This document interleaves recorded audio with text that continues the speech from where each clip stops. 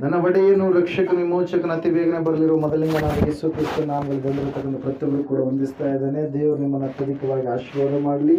ಆತನ ಕರುಣೆ ಕೃಪಾ ಕಟಾಕ್ಷಗಳು ನಿಮ್ಮೊಂದಿಗೆ ಇರಲಿ ಎನ್ನುವುದು ನಮ್ಮ ಪ್ರಾರ್ಥನೆಯಾಗಿದೆ. ಈ ಸಮಯದಲ್ಲಿ ಬಲಗೈನ ಮೇಲೆ ಕೆತ್ತೋಣ, ಈ ವಾಕ್ಯವನ್ನು ಅರಿಕೆ ಮಾಡೋಣ. ಯೆಹೋವನು ಒಳ್ಳೆಯವನು, ಆತನ ಕೃಪೆಯು ಶಾಶ್ವತವಾಗಿರುವುದು. ಯೆಹೋವನು ಒಳ್ಳೆಯವನು, ಆತನ ಕೃಪೆಯು ಶಾಶ್ವತವಾಗಿರುವುದು. ಯೆಹೋವನು ಒಳ್ಳೆಯವನು, ಆತನ ಕೃಪೆಯು ಶಾಶ್ವತವಾಗಿರುವುದು. ಆಮೇನ್, ಆಮೇನ್, ಆಮೇನ್. ಹಲ್ಲೆಲೂಯಾ. ಹೋದ ನಾವು ಧ್ಯಾನ ಮಾಡಿದಂಥ ವಾಕ್ಯ ಯಾವುದಾಗಿತ್ತು? ಯಾರಾದ್ರೂ ನೆನಪು ಮಾಡ್ತೀರಾ? ಹಲ್ಲೆಲೂಯಾ. ದೇವರ ನಾಮಗಳಲ್ಲಿ ಒಂದು ನಾಮದ ಕುರಿತಾಗಿ ನಾವು ಧ್ಯಾನ ಮಾಡ್ತಾ ಬಂದಿದ್ದೀವಿ. ಒಂದು ನಾಮ ಆತನನ್ನ ಒಳ್ಳೆಯ ಕುರುಬನು ಎಂಬುದಾಗಿ ನಾವು ಕರಿತಾ ಇದ್ದೇವೆ. ಕಾರಣ ಆತನು ಮಾತ್ರ ತನ್ನ ಕುರಿಗಳನ್ನು ಸರಿಯಾದ ರೀತಿಯಲ್ಲಿ ಮೇಯಿಸುವವನಾಗಿದ್ದಾನೆ. ಕುರಿಗಳಿಗೆ ಸರಿಯಾದ ರೀತಿಯಲ್ಲಿ ನಡೆಸುವಂತ ದೇವರಾಗಿದ್ದಾನೆ. Hallelujah, praise the Lord. ಆ ಒಂದು ಅಂಶವನ್ನು ನಾವು ನೋಡ್ತಾ ಬಂದಿದ್ವಿ.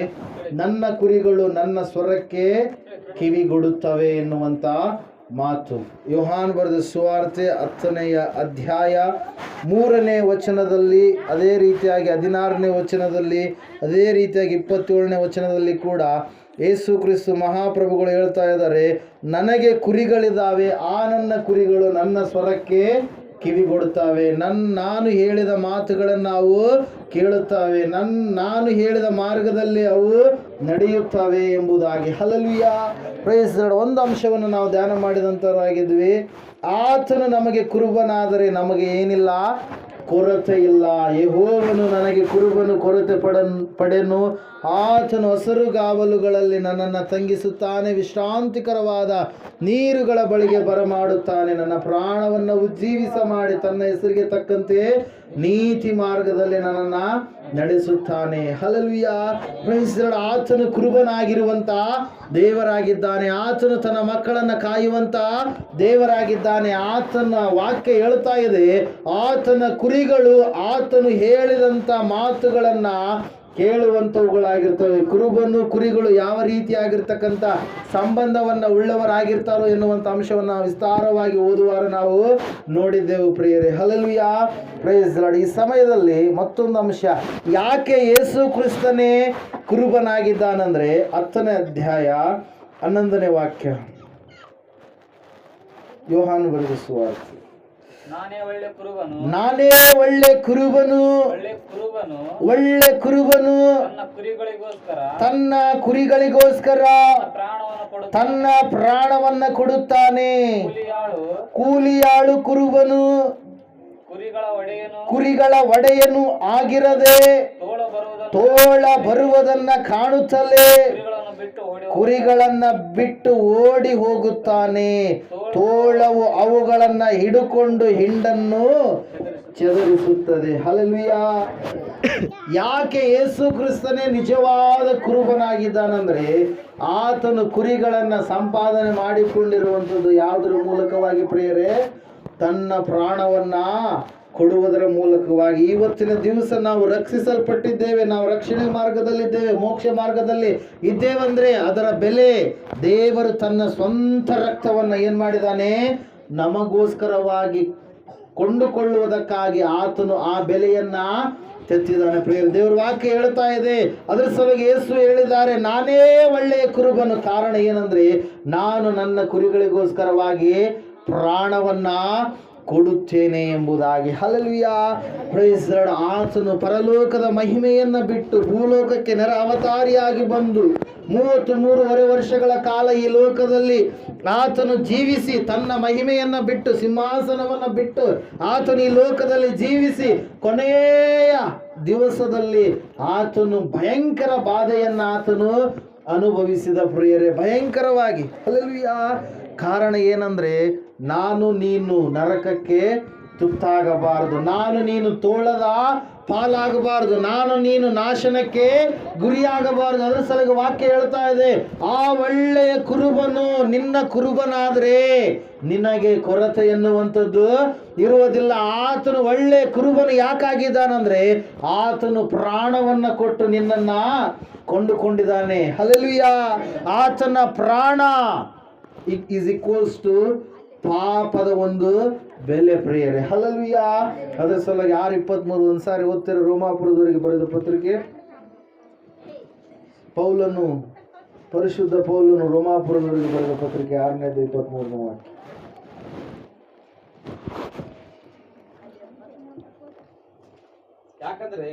ಯಾಕಂದರೆ ಪಾಪವು ಕೊಡುವ ಸಂಬಳ ಮರಣ, ನಮ್ಮ ದೇವರು ಉಚಿತಾರ್ಥವರವು ನಮ್ಮ ಕರ್ತನಾದ ಯೇಸು ಕ್ರಿಸ್ತನಲ್ಲಿರುವ ನಿತ್ಯ ಜೀವ. ಹಲ್ಲೆಲೂಯಾ. Praise Lord. ಪಾಪದ ಸಂಬಳ ಮರಣ. ಆ ಮರಣದ ಭಾರವನ್ನ ಯೇಸು ಕ್ರಿಸ್ತನು ಶಿಲುಬೆಯಲ್ಲಿ ನನಗಾಗಿ ನಿನಗಾಗಿ ಹೊತ್ತುಕೊಂಡಿದ್ದಾನೆ. ಆತನು ಆ ಭಾರವನ್ನ ಹೊತ್ತುಕೊಳ್ಳಬೇಕಾದ್ರೆ, ದೇವರು ನರ ಅವತಾರಿಯಾಗಿ ಬರಬೇಕಾದ್ರೆ ಒಂದು ದೊಡ್ಡದಾಗಿರ್ತಕ್ಕಂಥ ಯೋಜನೆ ಇದೆ ಪ್ರಿಯರೇ. ಹಲ್ಲೆಲೂಯಾ. ನಾವು ಇಲ್ಲಿಂದ ಒಂದು ಸ್ಥಳಕ್ಕೆ ಹೋಗ್ತೀವಿ ಅಂದ್ರೆ ಏನೆಲ್ಲ ಕೆಲಸ ಕಾರ್ಯಗಳನ್ನು ಇಟ್ಟುಕೊಂಡು ನಾವು ಹೋಗುವವರಾಗಿರ್ತೀವಿ. ದೇವ್ರ ವಾಕ್ಯ ಹೇಳ್ತಾ ಇದೆ, ದೇವರು ಅಷ್ಟೋ ದೂರದಿಂದ ಈ ಭೂಲೋಕಕ್ಕೆ ಬರಬೇಕಾದ್ರೆ ಆತನ ಒಂದು ಯೋಜನೆಯನ್ನ ಸಿದ್ಧ ಮಾಡಿಕೊಂಡು ಬಂದಿದ್ದಾನೆ. ಆತನ ಯೋಜನೆ ಏನಂದ್ರೆ, ಮನುಷ್ಯರ ಬ್ಲಡ್ ಏನಾಗಿದೆ, ಪಾಪದಿಂದ ತುಂಬಿದೆ.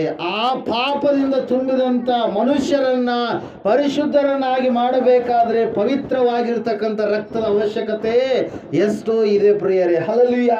ಇವತ್ತಿನ ದಿವಸದಲ್ಲಿ ನಾವು ನೋಡ್ತಾ ಇದ್ದೇವೆ, ಕೋವಿಡ್-19 ಬಂದು ಅನೇಕ ಜನರು ಸಫರ್ ಆಗ್ತಾ ಇದ್ದಾರೆ, ಅನೇಕ ಜನರು ಮರಣಕ್ಕೆ ತುತ್ತಾಗಿದ್ದಾರೆ, ಅನೇಕ ಜನರು ಬಾಧೆ ಪಡ್ತಾ ಇದ್ದಾರೆ, ಅನೇಕ ಜನರ ಕುಟುಂಬದಲ್ಲಿ ಸಮಾಧಾನ ಇಲ್ಲ, ಅನೇಕರು ಪ್ರಾಣವನ್ನ ತೆತ್ತಿದ್ದಾರೆ ಪ್ರಿಯರೇ. ಇನ್ನು ಕೆಲವರು ಪ್ರಾಣವನ್ನು ಉಳಿಸಿಕೊಂಡಂತವರ ದೇಹದಲ್ಲಿ ಏನಿದೆ ಅಂತೇಳಿ ಡಾಕ್ಟರ್ನ ಕೇಳಿದ್ರೆ, ಸೈಂಟಿಸ್ಟ್ನ ಕೇಳಿದ್ರೆ ಅವ್ರು ಏನಂತ ಹೇಳ್ತಾರೆ, ಆಂಟಿಬಾಡೀಸ್ ಇದೆ ಎಂಬುದಾಗಿ ಹೇಳ್ತಾರೆ. ಹಲ್ಲೆಲೂಯಾ. ಸ್ವಸ್ಥತೆಯಾದಂಥವರ ಬ್ಲಡ್ ಪ್ಲಾಸ್ಮಾ, ಆ ಪ್ಲಾಸ್ಮಾವನ್ನು ಯಾರು ಏರಿಸ್ತಾರೆ, ಯಾರಿಗೆ ಕೊರೋನಾ ಎನ್ನುವಂಥದ್ದು ಬಂದಿದೆ ಅವರಿಗೆ ಏರಿಸ್ತಾರೆ ಪ್ರಿಯರೇ. ಭೂ ಪ್ರಪಂಚದಲ್ಲಿ ಹುಟ್ಟಿರ್ತಕ್ಕಂಥ ಎಲ್ಲಾ ಮನುಷ್ಯರು, ಹಲ್ಲೆಲೂಯಾ, ಅವರು ದೇವರುಗಳು ಎಂಬುದಾಗಿ ಕರೆಸಿಕೊಳ್ಳುವಂಥವರೇ ಆಗಿರಲಿ, ಎಲ್ಲಾ ಮನುಷ್ಯರ ಬ್ಲಡ್ ಅಲ್ಲಿ ಏನಿದೆ, ಪಾಪ ಎನ್ನುವಂಥ ರೋಗ ಇದೆ. ಹಲ್ಲೆಲೂಯಾ.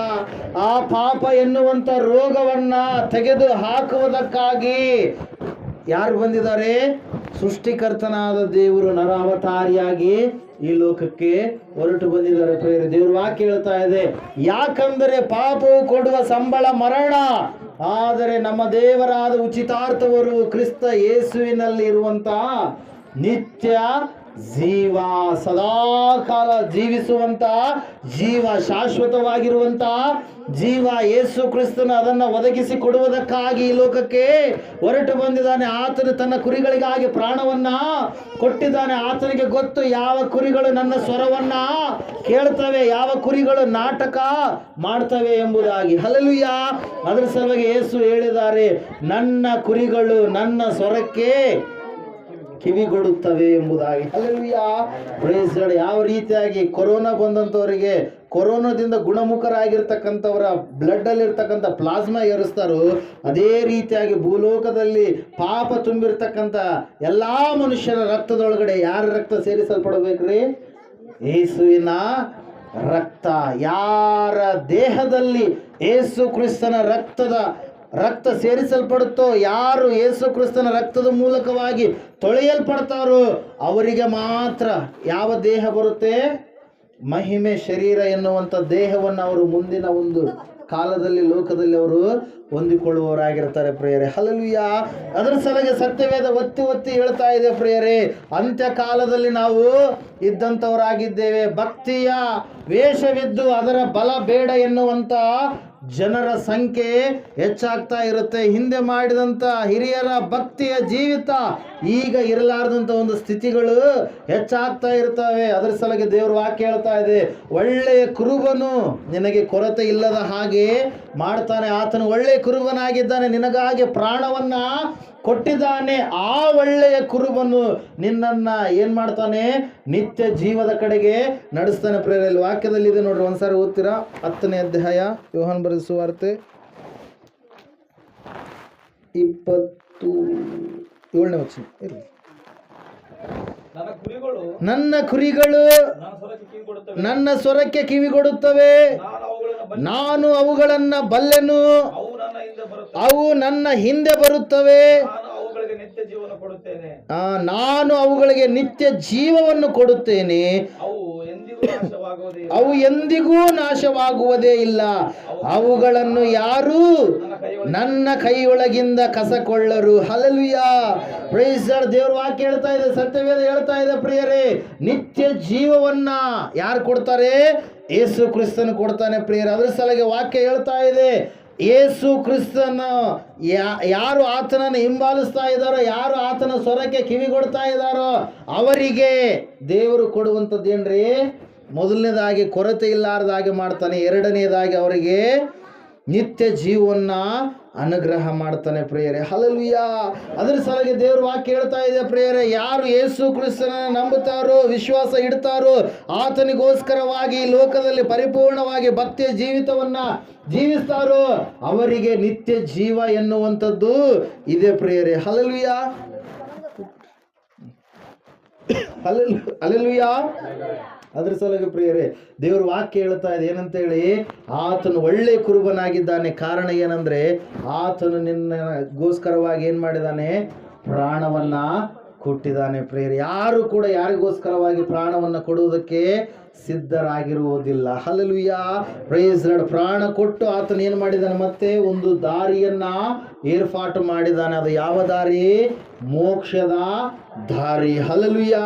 ಅದ್ರ ಸಲುವಾಗಿ ಆತನ ಕೈಯೊಳಗಡೆ ನೀನಿದ್ರೆ ಯಾವ ಕಳ್ಳನು ಕೂಡ, ಅಂದ್ರೆ ಯಾರು ಸೈತಾನ ನಿನ್ನ ಕಸ್ಕೊಂಡು ಹೋಗೋದಕ್ಕೆ ಸಾಧ್ಯವಿಲ್ಲ.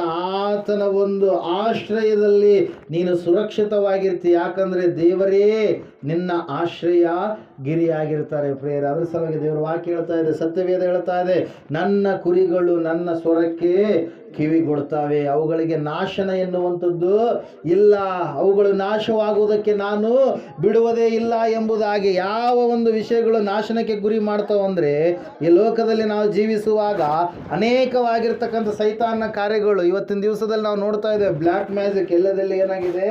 ಹೆಚ್ಚಾಗಿದೆ ಪ್ರಿಯರೇ. ಮಾಟ ಮಂತ್ರಗಳನ್ನು ಮಾಡಿಸುವಂಥ ಸ್ಥಿತಿ. ಹಲ್ಲೆಲೂಯಾ. ಅದರ ಮೇಲೆ ನಂಬಿಕೆ ಇಡುವಂಥವ್ರಿಗೆ, ನೆಗೆಟಿವ್ ಆಗಿ ಥಿಂಕ್ ಮಾಡುವಂಥವ್ರಿಗೆ ಅದೇ ಆಗುತ್ತೆ. ಆದರೆ ಎಲ್ಲ ಹೇಳ್ತೀನಿ ನೋಡಿ ಕೇಳ್ರಿ, ಮಾಟ ಮಂತ್ರ ಮಾಡಿಸುವಂಥವ್ರು, ಮಾಡೋರು ಯಾರಿಗೋಸ್ಕರವಾಗಿ ಮಾಡಿಸ್ತಾರಲ್ಲ ಅವರು, ಮಾಡಿಸುವಂಥವ್ರು ಎಲ್ಲಿಗೆ ಹೋಗ್ತಾರೆ? ಅವರು ಅಗ್ನಿ ನರಕಕ್ಕೆ ಗುರಿ ಆಗ್ತಾರೆ ಅವರು. ಹಲ್ಲೆಲೂಯಾ. ಈ ಲೋಕದಲ್ಲ ಒಂದು ವೇಳೆ ಗಾಳಿ ಬರ್ಬೋದು, ಅವಾಗವಾಗ ದೇವ್ರು ಒಳ್ಳೆ ಗಾಳಿ ಕೊಡ್ತಾನೆ. ಅಲ್ಲಿ ಎಂಥ ಗಾಳಿ ರೀ? ಭಯಂಕರವಾಗಿರ್ತಕ್ಕಂಥ ಬಿಸಿ ಗಾಳಿ. ಹಲ್ಲೆಲೂಯಾ. ಮನುಷ್ಯರು ಒಬ್ಬ ಮನುಷ್ಯನನ್ನ ಪ್ರೀತಿ ಮಾಡೋದಕ್ಕೆ ಇವತ್ತಿನ ದಿವಸ ಸಾಧ್ಯ ಆಗ್ತಾ ಇಲ್ಲ. ಕಾರಣ ಏನು? ಒಳಗಡೆ ಹೊಟ್ಟೆ ಕಿಚ್ಚು ಎನ್ನುವಂಥದ್ದು ತುಂಬಿದೆ. ಸಹನೆ ಇರಲಾರದಂಥ ಜೀವಿತದಲ್ಲಿ ಜನರು ಜೀವಿಸ್ತಾ ಇದ್ದಾರೆ ಪ್ರಿಯರೇ. ಕುರಿಗಳು ಗುಂಪಾಗಿ ಇದ್ದಾಗ ಅವುಗಳಿಗೆ ಏನಿರುತ್ತೆ? ಸುರಕ್ಷಿತತೆ ಇರುತ್ತೆ. Hallelujah, praise the Lord. ನಾವು ನೋಡ್ತಾ ಇದ್ದೇವೆ, ದೇವ್ರ ವಾಕ್ಯ ಹೇಳ್ತಾ ಇದೆ, ದೇವರ ಕೈಯೊಳಗಿಂದ ನಿಮ್ಮನ್ನು ಯಾರು ಕೂಡ ಕಸ್ಕೊಂಡು ಹೋಗೋದಕ್ಕೆ ಸಾಧ್ಯ ಇಲ್ಲ. ನಿಮಗೆ ನಾಶನ ಎನ್ನುವಂಥದ್ದು ಕೂಡ ಬರೋದಕ್ಕೆ ಸಾಧ್ಯ ಇಲ್ಲ. ದೇವರು ನಿಮ್ಮನ್ನು ಏನು ಮಾಡ್ತಾನೆ? ಕಾಯ್ತಾನೆ, ಕಾಪಾಡ್ತಾನೆ, ನಡೆಸುವವನಾಗಿರ್ತಾನೆ ಪ್ರಿಯರೇ. ದೇವ್ರ ವಾಕ್ಯ ಹೇಳ್ತಾ ಇದೆ, ಸತ್ಯವೇದ ಹೇಳ್ತಾ ಇದೆ ಏನೆಂಬುದಾಗಿ ಅಂದರೆ, ಆತನು ಒಳ್ಳೆಯ ಕುರುಬನಾಗಿದ್ದಾನೆ. ಕಾರಣ ಏನಂದರೆ ಆತನು ನಿನಗೋಸ್ಕರವಾಗಿ ಪ್ರಾಣವನ್ನ ಕೊಟ್ಟಿದ್ದಾನೆ. ಮತ್ತೆ ನಿನಗಿರುವಂಥ ಪಾಪದ ಭಾರವನ್ನೆಲ್ಲ ಆತನು ಒತ್ಕೊಂಡಿದ್ದಾನೆ ಪ್ರಿಯರೇ. ಅದೇ ರೀತಿಯಾಗಿ ಅಲ್ಲಿ 3ನೇ ಒಂದು ವಚನವನ್ನು ನಾವು ನೋಡಿಕೊಳ್ಳಿ. 3ನೇ ಒಂದು ಅಂಶ, 16ನೇ ವಚನ. ಇದಲ್ಲದೆ ಈ ಹಟ್ಟಿಗೆ ಸೇರದಿರುವ ಇನ್ನು ಬೇರೆ ಕುರಿಗಳು ನನಗೆ ಅವೆ, ಅವುಗಳನ್ನು ನಾನು ತರಬೇಕು, ಅವು ನನ್ನ ಸ್ವರಕ್ಕೆ ಕಿವಿಗೊಡುವವು, ಆಗ ಒಂದೇ ಹಿಂಡು ಆಗುವುದು, ಒಬ್ಬನೇ ಕುರುಬನಿರುವನು. Hallelujah, praise the Lord. ದೇವರ ವಾಕ್ಯದಲ್ಲಿ ನಾವು ನೋಡ್ತಾ ಇದ್ದೇವೆ ಪ್ರಿಯರೇ, ಸತ್ಯವೇದ ಹೇಳ್ತಾ ಇದೆ ಏನೆಂಬುದಾಗಿ ಅಂದರೆ, ನನ್ನ ಸ್ವರಕ್ಕೆ ಕಿವಿಗೊಡದಿರ್ತಕ್ಕಂಥ ಇನ್ನೂ ಅನೇಕ ಕುರಿಗಳು ನನಗೆ ಇದ್ದಾವೆ. ಹಲ್ಲೆಲೂಯಾ. ಯಾವ ಕುರಿಗಳು? ದಾರಿ ತಪ್ಪಿದಂಥ ಕುರಿಗಳು. ಹಲ್ಲೆಲೂಯಾ.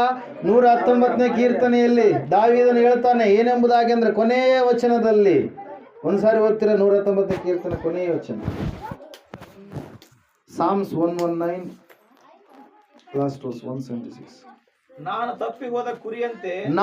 ತಪ್ಪಿ ಹೋದ ಕುರಿಯಂತೆ ಅಲೆಯುತ್ತಿದ್ದೇನೆ, ನಿನ್ನ ಸೇವಕನನ್ನ ಪರಾಂಬರಿಸು, ನಾನು ನಿನ್ನ ಆಜ್ಞೆಗಳನ್ನು ಮರೆಯುವುದಿಲ್ಲ. ಹಲ್ಲೆಲೂಯಾ. ಯಾವ ಕುರಿ ಅದು? ತಪ್ಪಿ ಹೋದಂತ ಕುರಿ. ತಪ್ಪಿ ಹೋದಂತ ಕುರಿ ಎಲ್ಲಿಂದ ತಪ್ಪಿ ಹೋಗಿದೆ? ಅದು ದೇವರ ಸನ್ನಿಧಾನದಿಂದ. ಹಲ್ಲೆಲೂಯಾ. ದೇವರ ಸನ್ನಿಧಾನದಿಂದ ತಪ್ಪಿ ಹೋಗಿರ್ತಕ್ಕಂಥ ಕುರಿಗಳು ಅನೇಕ ಈ ಲೋಕದಲ್ಲಿ ಇದಾವೆ ಪ್ರಿಯರೇ. ಆ ಕುರಿಗಳು ಕೂಡ ಪುನಃ ಎಲ್ಲಿಗೆ ಬರಬೇಕು? ದೇವರ ಬಳಿಗೆ ಬರಬೇಕು. ಹೆಂಗ ದೇವರ ಬಳಿಗೆ ಬರ್ತಾವು? ವಾಕ್ಯವನ್ನ ಕೇಳುವುದರ ಮೂಲಕವಾಗಿ, ಸುವಾರ್ತೆ ಅವರಿಗೆ ತಲುಪುವುದರ ಮೂಲಕವಾಗಿ. ಆಗ ಒಬ್ಬನೇ ಕುರುಬನು, ಒಂದೇ ಕುರಿಯ ಹಿಂಡು ಇರುತ್ತದೆ ಎಂಬುದಾಗಿ ಸತ್ಯವೇದ ಹೇಳ್ತಾ ಇದೆ ಪ್ರಿಯರೇ. ಅದರ ಸಲಗೆ ಸತ್ಯವೇದದಲ್ಲಿ ನಾವು ನೋಡ್ತಾ ಇದ್ದೇವೆ, ನನ್ನ ಕುರಿಗಳು ನನ್ನ ಸ್ವರಕ್ಕೆ ಕಿವಿಗೊಡ್ತಾವೆ. ಯಾಕಂದ್ರೆ ಅವು ನನಗೋಸ್ಕರವಾಗಿ ನನ್ನ ತಂದೆಯು ಕೊಟ್ಟಿರ್ತಕ್ಕಂಥ ಕುರಿಗಳಾಗಿದ್ದಾವೆ. ಹಲ್ಲೆಲೂಯಾ.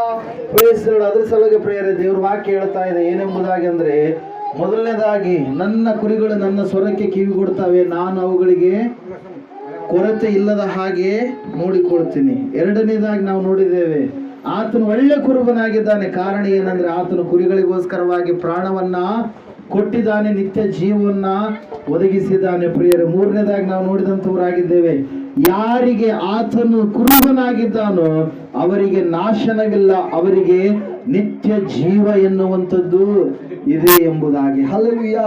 ಕೊನೆಯದಾಗಿ ನಾವು ನೋಡ್ತಾ ಇದ್ದೇವೆ, ಇನ್ನೂ ಕೆಲವು ಕುರಿಗಳು ಏನಾಗಿದ್ದಾವೆ? ತಪ್ಪಿ ಹೋಗಿದ್ದಾವೆ. ಏನಾಗಿದ್ದಾವೆ? ಕುರಿಗಳು ತಪ್ಪಿ ಹೋಗಿದ್ದಾವೆ. ದಾರಿ ತಪ್ಪಿದಂತ ಕುರಿಗಳು ಅನೇಕ ಇದ್ದಾವೆ. ಆ ದಾರಿ ತಪ್ಪಿದಂತ ಕುರಿಗಳು ಪುನಃ ಎಲ್ಲಿಗೆ ಬರ್ತಾವೀಗ? ದೇವರ ಒಂದು ಹಿಂಡಿಗೆ. ಹಲ್ಲೆಲೂಯಾ. ದೇವರ ಬಳಿಗೆ ಯಾವಾಗ ಆ ಕುರಿಗಳು ಬರ್ತಾವೋ, ಬಂದಾಗ ಅವಾಗ ಏನಾಗುತ್ತೆ? ಒಂದೇ ಹಿಂಡಾಗುತ್ತೆ. ಹಲ್ಲೆಲೂಯಾ. Praise the Lord. ಒಂದೇ ಹಿಂಡು, ಒಬ್ಬ ಕುರುಬನು. ಒಂದೇ ಶಾಲೆ, ಒಬ್ಬ ಗುರು. ಹಲ್ಲೆಲೂಯಾ. ನಾವೆಲ್ಲರೂ ಒಂದೇ ಶಿಷ್ಯರು, ನಮಗೆ ಒಬ್ಬ ಗುರು. ಹಲ್ಲೆಲೂಯಾ. ದೇವರ ವಾಕ್ಯ ಹೇಳ್ತಾ ಇದೆ, ಸತ್ಯವೇದ ಹೇಳ್ತಾ ಇದೆ ಪ್ರಿಯರೇ, ಆತನು ಒಳ್ಳೆಯ ಕುರುಬನಾಗಿದ್ದಾನೆ, ಆತನ ಕುರಿಗಳು ಆತನ ಸ್ವರಕ್ಕೆ ಕಿವಿ ಕೊಡ್ತಾವೆ ಎಂಬುದಾಗಿ. ಹಲ್ಲೆಲೂಯಾ. ಇವತ್ತಿನ ದಿವಸ ಅನೇಕ ಕುರಿಗಳು ದಾರಿ ತಪ್ಪಿದಾವೆ. ಕಾರಣ ಏನಂದ್ರೆ, ಅವುಗಳು ಕುರುಬನ ಧ್ವನಿಯನ್ನ ಗ್ರಹಿಸ್ತಾ ಇಲ್ಲ. ಹಲ್ಲೆಲೂಯಾ. ಅವುಗಳು ಇನ್ನೊಬ್ಬ ಕುರುಬನನ್ನ ಹಿಡಿದುಕೊಂಡಿದ್ದಾವೆ. ಆ ಕುರುಬನು ಯಾವ ಕುರುಬನು? ಕೂಲಿಯಾಳು ಕುರುಬನು. ಆ ಕುರುಬನು ಏನ್ ಮಾಡ್ತಾನೆ? ಅವುಗಳಿಗೆ ಒಳ್ಳೆ ರೀತಿಯಲ್ಲಿ ಒಳ್ಳೆಯ ಮೇವನ್ನ ಹಾಕ್ತಾನೆ. ಅವುಗಳನ್ನ ಎಲ್ಲಿ ಹಿಡ್ಕೊಂಡು ಹೋಗ್ತಾನೆ? ಕಟ್ ಮಾಡೋದಕ್ಕೆ. ಹಲ್ಲೆಲೂಯಾ. ಅವುಗಳ ಪ್ರಾಣವನ್ನ ತೆಗೆಯುವುದಕ್ಕೆ ಪ್ರಿಯರೇ. ಹಲ್ಲೆಲೂಯಾ. ದೇವ್ರ ವಾಕ್ಯ ಹೇಳ್ತಾ ಇದೆ, ಸತ್ಯವೇದ ಹೇಳ್ತಾ ಇದೆ, ಆತನು ಒಳ್ಳೆಯ ಕುರುಬನಾಗಿದ್ದಾನೆ, ಕೊರತೆಗಳನ್ನು ನೀಗಿಸುವಂತ ಕುರುಬನಾಗಿದ್ದಾನೆ, ನಾಶನ ಮಾಡಲಾರದಂತ ಕುರುಬನಾಗಿದ್ದಾನೆ, ನಿತ್ಯ ಜೀವನ ಕೊಡುವಂತ ಕುರುಬನಾಗಿದ್ದಾನೆ. ಆ ಕುರುಬನನ್ನ ನೀನು ಸರಿಯಾಗಿ ತಿಳಿದುಕೊಳ್ಳಬೇಕು ಈ ಲೋಕದಲ್ಲಿ ಇರುವಾಗ. ಹಲ್ಲೆಲೂಯಾ. ದೇವರ ವಾಕ್ಯ ಹೇಳ್ತಾ ಇದೆ ಪ್ರಿಯರೇ, ಆ ದೇವರ ಮಗನಾಗಿ, ದೇವರ ಒಬ್ಬ ಪ್ರಜೆಯಾಗಿ, ದೇವರ ಅರಸನಾಗಿ ಇರುವಂತ ದಾವೀದನು ಕೊನೆಯದಾಗಿ ಹೇಳ್ಕೊಳ್ತಾ ಇದ್ದಾನೆ, ನಾನು ತಪ್ಪಿ ಹೋದ ಕುರಿಯಂತೆ ಅಲಿಯುತ್ತಿದ್ದೇನೆ, ಪುನಃ ನನ್ನನ್ನ ಪರಾಂಬರಿಸು, ನಾನು ನಿನ್ನ ಆಜ್ಞೆಗಳನ್ನ ಮರೆಯುವುದಿಲ್ಲ. ಯಾರು ಇವತ್ತು ತಪ್ಪಿ ಹೋದಂಥ ಕುರಿಗಳು?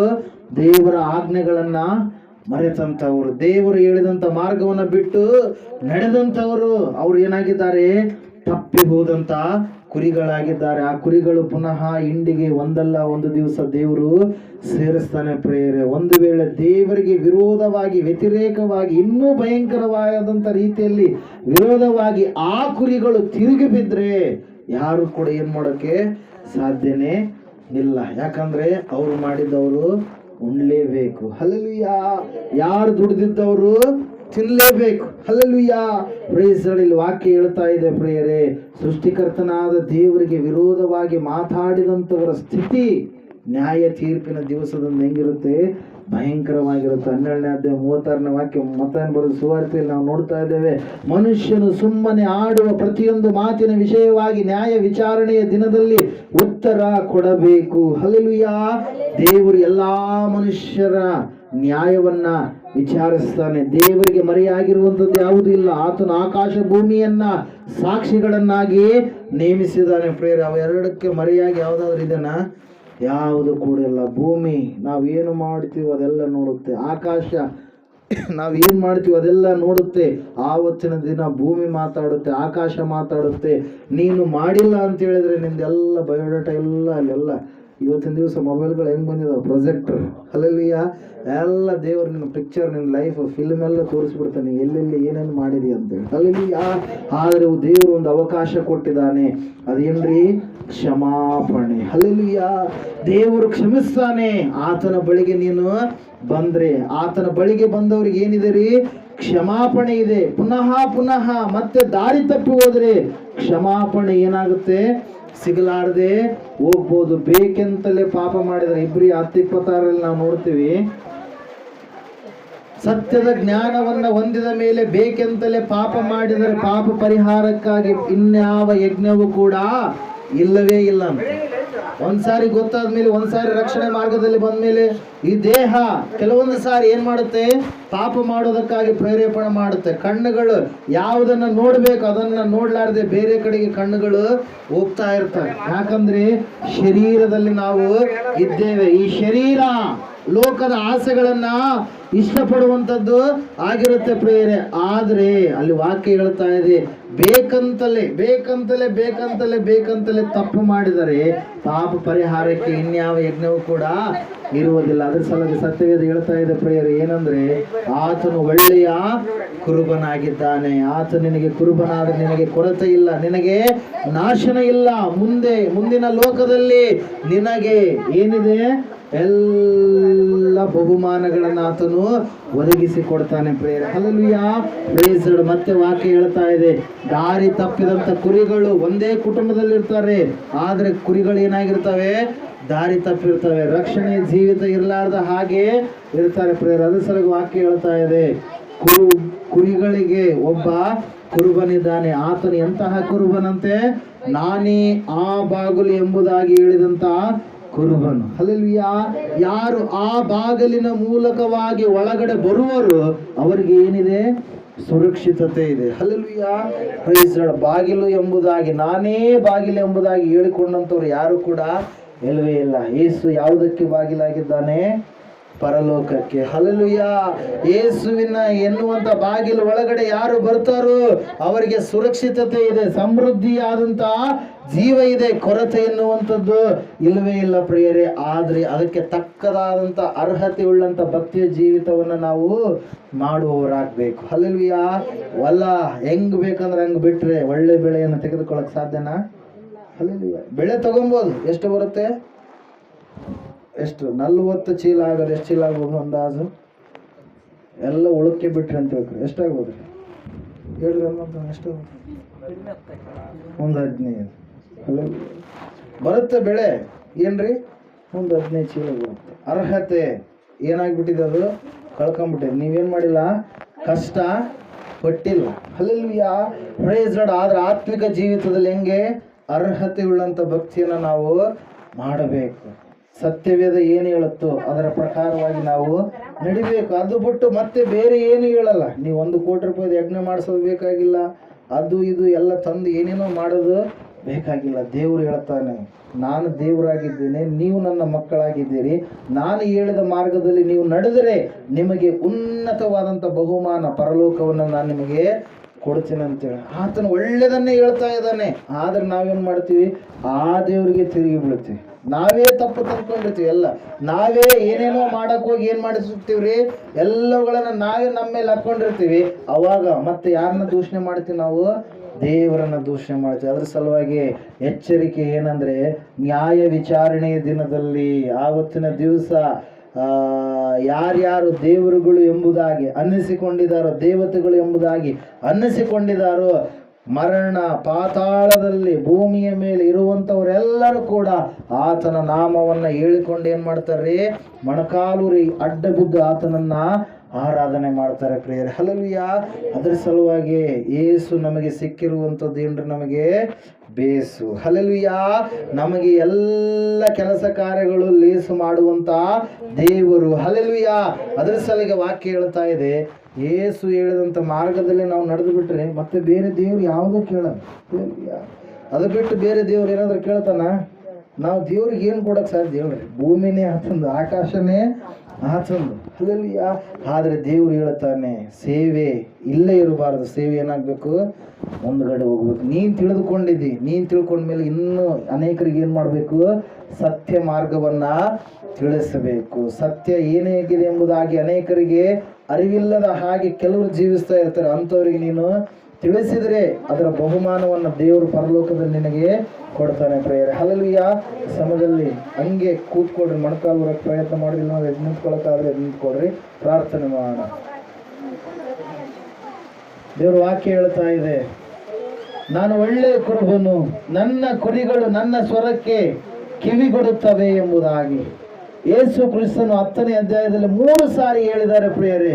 ನನ್ನ ಕುರಿಗಳು ಇದಾವೆ, ನನ್ನ ಕುರಿಗಳು ನನ್ನ ಸ್ವರಕ್ಕೆ ಕಿವಿಗೊಡ್ತಾವೆ, ನನ್ನ ಕುರಿಗಳು ನನ್ನನ್ನು ಬಿಟ್ಟು ಹೋಗುವುದಿಲ್ಲ, ನನ್ನ ಕುರಿಗಳು ನನ್ನ ಹೆಜ್ಜೆಯ ಜಾಡಿನಲ್ಲಿ ನಡೆಯುವಂಥ ಕುರಿಗಳು, ನನ್ನ ಕುರಿಗಳು ಯಾವತ್ತೂ ಕೂಡ ಅಗಲಿ ಹೋಗಲಾರದ ಕುರಿಗಳು, ಒಂದು ವೇಳೆ ಅಗಲಿದರೂ ಕೂಡ ಪುನಃ ಮಂದೆಗೆ ಸೇರುವಂಥ ಕುರಿಗಳು ನನ್ನ ಕುರಿಗಳು. ಆ ನನ್ನ ಕುರಿಗಳಿಗೆ ಕೊರತೆ ಇಲ್ಲದ ಹಾಗೆ ನಾನು ನಡೆಸ್ತೀನಿ. ಆ ನನ್ನ ಕುರಿಗಳನ್ನ ಹಚ್ಚು ಹಸಿರು ಗಾವಲುಗಳಲ್ಲಿ ನಾನು ತಂಗುವ ಹಾಗೆ ಮಾಡ್ತೀನಿ. ಹಾನಿಕರವಾದ ನೀರಿನ ಬಳಿಗೆ ಅಲ್ಲದೆ ವಿಶ್ರಾಂತಿಕರವಾದ ನೀರುಗಳ ಬಳಿಯಲ್ಲಿ, ಜಲಗಳ ಬಳಿಯಲ್ಲಿ ನಾನು ಅವುಗಳನ್ನು ನಡೆಸ್ತೀನಿ ಎಂಬುದಾಗಿ ದೇವರ ವಾಕ್ಯದಲ್ಲಿ ನಾವು ನೋಡ್ತಾ ಇದ್ದೇವೆ ಪ್ರಿಯರೇ. ಆ ಕುರುಬನು ಹೇಳಿದ ಮಾರ್ಗದಲ್ಲಿ ನೀನು ನಡೀತಾ ಇದೀಯಾ ಅಥವಾ ದಾರಿ ತಪ್ಪಿದೆಯಾ? ಒಂದು ಸಾರಿ ಆಲೋಚನೆ ಮಾಡು. ಈ ಲೋಕದಲ್ಲಿ ಇರ್ತಕ್ಕಂಥ ಆಚರಣೆಗಳು, ಮನುಷ್ಯರ ಕಲ್ಪನೆಗಳು, ಮನುಷ್ಯರು ಮಾಡಿಕೊಂಡಿರುವಂಥವುಗಳು 100 ಇರಬಹುದು, ಆದರೆ ಸತ್ಯ ಮಾತ್ರ ಒಂದೇ. ಆ ಸತ್ಯ ಯೇಸು ಕ್ರಿಸ್ತನು ಮಾತ್ರ ದೇವರಾಗಿದ್ದಾನೆ. ಯೇಸು ಕ್ರಿಸ್ತನನ್ನ ನಂಬಿದರೆ ಮಾತ್ರ ಪರಲೋಕ, ಮೋಕ್ಷ, ಮುಕ್ತಿ ಎನ್ನುವಂಥದ್ದು ಇದೆ ಎಂಬುದಾಗಿ ವಾಕ್ಯ ನಮಗೆ ಸ್ಪಷ್ಟವಾಗಿ ತಿಳಿಸ್ತಾ ಇದೆ ಪ್ರಿಯರೇ. ಇವತ್ತಿನ ದಿವಸ ನೀನು ಇನ್ನೂ ಪಾಪದಲ್ಲಿ ಇದ್ರೆ ನಿನಗೆ ನಿತ್ಯ ಜೀವ ಇಲ್ಲ. ಒಂದು ವೇಳೆ ಇನ್ನು ಮಂದೆಯಲ್ಲಿ ಇದ್ದು ಕೂಡ ಮಂದೆಯ ಮಾರ್ಗದಲ್ಲಿ ನೀನು ನಡೆಯಲಾರದೆ ಇದ್ರೆ ನಿನಗೆ ನಿತ್ಯ ಜೀವ ಇಲ್ಲ. ಕುರುಬನು ದಾರಿಯನ್ನ ಸಿದ್ಧ ಮಾಡಿ ಹೋಗಿಬಿಟ್ಟಿದ್ದಾನೆ. ವಾಕ್ಯ ಹೇಳ್ತಾ ಇದೆ, ಪೇತ್ರನ ಪತ್ರಿಕೆಯಲ್ಲಿ ನಾವು ನೋಡ್ತಾ ಇದ್ದೇವೆ. ಪೇತ್ರನು ಹೇಳ್ತಾ ಇದ್ದಾನೆ, ಆತನ ಹೆಜ್ಜೆಯ ಜಾಡಿನಲ್ಲಿ ನಾವು ನಡೆಯಬೇಕೆಂದು ಆತನು ಮೊದಲೇ ಮಾರ್ಗವನ್ನು ಸಿದ್ಧ ಮಾಡಿ ಹೋದನು ಎಂಬುದಾಗಿ. ಆ ಹೆಜ್ಜೆಯ ಜಾಡಿನಲ್ಲಿ ನಾವು ನಡೆದು ಹೋದರೆ ಅಷ್ಟು ಮಾತ್ರ ಸಾಕು ಪ್ರಿಯರೇ. ಹಲ್ಲೆಲೂಯಾ. Praise Lord. ಇವತ್ತಿನ ದಿವಸ ನೀನು ಹೆಂಗಿದೀಯಾ ಒಂದು ಸಾರಿ ಪರೀಕ್ಷೆ ಮಾಡ್ಕೋ. ಕುರುಬನು ಒಳ್ಳೆಯವನೇ ಆಗಿರ್ತಾನೆ. ಯಾಕಂದ್ರೆ ಆ ಕುರುಬನಿಗೆ ಆ ತನ್ನ ಕುರಿಗಳ ಮೇಲೆ ಎಷ್ಟೋ ಪ್ರೀತಿ ಇದೆ. ಆ ಪ್ರೀತಿಯೇ ಆತನನ್ನ ಆ ಮಹಿಮಾಲೋಕವನ್ನ ಬಿಟ್ಟು, ಆ ಪರಲೋಕದ ಐಶ್ವರ್ಯವನ್ನ ಬಿಟ್ಟು ತನ್ನನ್ನು ತಾನು ತಗ್ಗಿಸಿಕೊಂಡು ಬರೋದಕ್ಕೆ ಕಾರಣವಾಗಿರುವಂಥದ್ದು ಆ ಪ್ರೀತಿ ಪ್ರಿಯರೇ. ದೇವರು ವಾಕ್ಯ ಹೇಳ್ತಾ ಇದೆ 3ನೇ ಅಧ್ಯಾಯ 16ನೇ ವಚನ, ಯೋಹಾನ ಬರೆದ ಸುವಾರ್ತೆಯಲ್ಲಿ, ದೇವರು ಲೋಕದ ಮೇಲೆ ಎಷ್ಟೋ ಪ್ರೀತಿಯನ್ನಿಟ್ಟು ಎಂಬುದಾಗಿ. ಹಲ್ಲೆಲೂಯಾ. ಆ ಪ್ರೀತಿಗೆ ತಕ್ಕದಾದ ರೀತಿಯಲ್ಲಿ ನಡೆದುಕೊಳ್ತಾ ಇದೀಯಾ? ಪ್ರೀತಿಗೆ ದ್ರೋಹ ಬಗೆಯಬೇಡ.